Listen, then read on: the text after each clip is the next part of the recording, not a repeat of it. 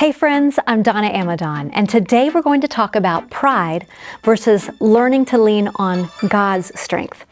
One summer after graduating college, I worked as a preschool teacher, and I'll never forget a little boy named Darren.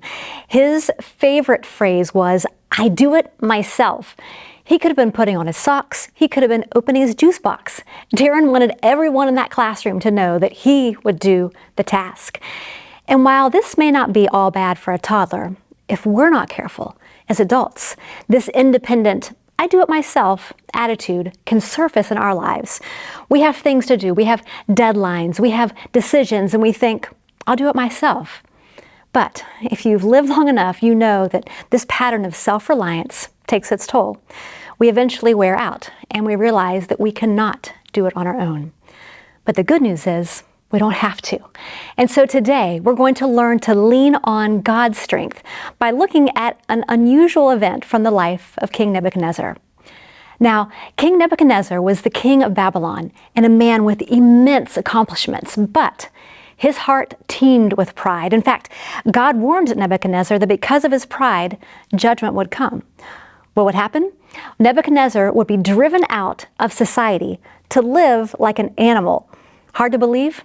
Let's look at Daniel 5, verse 20, and see what it says. But when Nebuchadnezzar's heart was lifted up and his spirit was hardened so that he dealt proudly, he was brought down from his kingly throne, and his glory was taken from him. He was driven from among the children of mankind, and his mind was made like that of a beast, and his dwelling was with the wild donkeys. And he was fed grass like an ox, and his body was wet with the dew of heaven.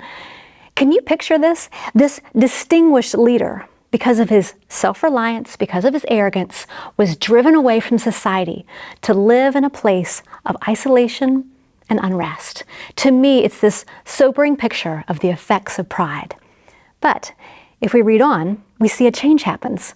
Verse 21 continues. His body was wet with the dew of heaven until he knew that the Most High God rules the kingdom of mankind and sets over it whom he will. Do you see what happened? Nebuchadnezzar had this period of insanity until he humbled himself under God's hand. And Scripture says when he humbled himself, his sanity returned, and God restored the kingdom to him. You know, this story reminds me of 1 Peter 5, verses 5 and 6, which says this. It says, God opposes the proud, but gives grace to the humble. Humble yourselves, therefore, under the mighty hand of God. You see, pride says this. Pride says, I do it myself, my way. I'm in control. I've got this. But you see, humility says, Father, you are God, and I cannot do this myself, and I depend on you. And in that posture, God promises us his grace.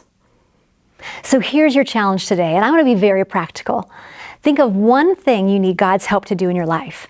It may be a decision. It may be a relationship situation. It may be something with your kids or a project that seems overwhelming. And with that in mind, I want you to humble yourself and say, God, you are the Most High God. I need you. I can't do this alone. I humble myself under your hand and ask for your help. Friends, make this your prayer and let us know how you're learning to lean on God's strength.